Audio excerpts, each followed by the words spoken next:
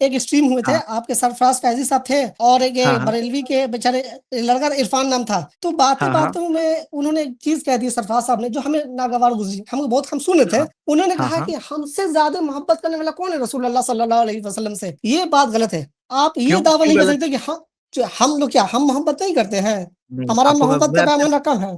जी, जी, मैं आपसे एक बात ये बता रहा हूँ। नहीं, वही बात बता रहा हूँ। एक शख्स हम्म, है जो बिदअत करता है, नबी सल्लल्लाहु अलैहि वसल्लम ने हम्म, फरमाया दीन में नई चीज़ मत हम्म, लाना, सख्त नाराज़ जी हो रहे थे नबी सल्लल्लाहु अलैहि वसल्लम। बिल्कुल हाँ, एब्सोल्युटली हौज़ राइट। कौसर से भगा देंगे ऐसे लोगों को जो दीन में जी नई चीज़ें लाएँगे, यानी जी खुश नहीं होने वाले जी अल्लाह के रसूल सल्लल्लाहु अलैहि वसल्लम। जी जी। तो क्या आप कहेंगे कि वो लोग जो बिदअतें करते हैं, बिदअत करते हम्म, हैं, क्या वो लोग हम्म। ज़्यादा मोहब्बत करते हैं नबी सल्लल्लाहु अलैहि वसल्लम से? या वो हम लोग ये भी जो इत्तिबा करना सिखाते हैं, पैरवी करना सिखाते हैं, बिदअतों से बचना सिखाते हैं, साबित-शुदा बातों पर चलो, जो गैर साबित-शुदा बातें हैं ना, नबी सल्लल्लाहु अलैहि वसल्लम ने फरमाया जी दा मा युरीबुक इला मा ला जी जी युरीबुक, शक वाली जी चीज़ों को छोड़ दो, उस चीज़ के लिए हम्म, जिसमें शक नहीं है, साबित-शुदा बातों को लो। तो हम देखते हैं कि जो नबी सल्लल्लाहु अलैहि वसल्लम के फरमान पर चलते हैं, पूरे के पूरे, यानी कि आप खुद हम्म, देखो बाज़ लोग क्या होते हैं ना, कहते हैं कि इमामों ने आपस में सुन्नतों को बाँट दिया, 4 इमामों ने बाँट दिया, हाँ, हनफी, हम्म, शाफ़ी, मालिकी, हम्बली, चारों ने अम्बली सुन्नतों को हम्म, आपस में बाँट दिया। अब आप 4 हम्म, में से एक पे अगर एक के पैरवी करोगे, तो आपको उनके बकौल चारों ने जी बाँट दिया, तो चारों में से एक-एक को मिल गया कितना?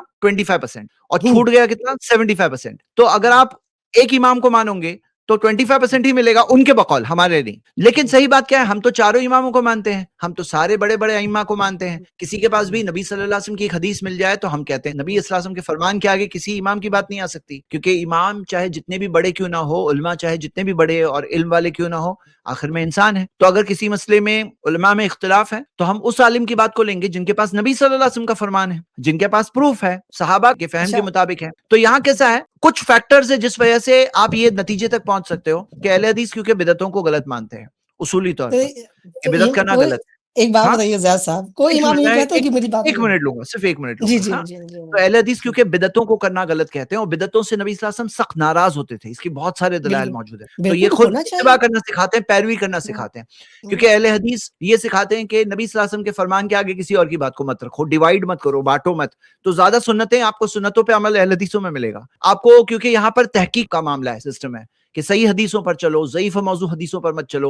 तो गैर साबितशुदा चीज़ों को नबी सल्लल्लाहु अलैहि वसल्लम ने खुद सिखा के छोड़ दो, तो हम छोड़ देते हैं, ये भी पैरवी है। अच्छा जो किया वो ये करना सुन्नत, जो नहीं किया वो नहीं करना ये सुन्नत है। अच्छा तो ये ये कई बताइए सारे जी, जैद साहब कई ये सारे बताइए पैरामीटर हैं। जी, जी जी, जिससे हम आप ये ये नतीजे तक पहुँचते हैं कि अहले हदीस जो है ना सबसे हम्म, ज़्यादा हम्म, नबी सल्लल्लाहु अलैहि वसल्लम से मोहब्बत करते हैं उसूली तौर हम्म, पर। हाँ, इनफरादी तौर पर कोई एक शख्स हो सकता है जो आगे हो, कम हो, नहीं ज़्यादा हो, ये हो नहीं सकता है, ये पैरवी की बात है।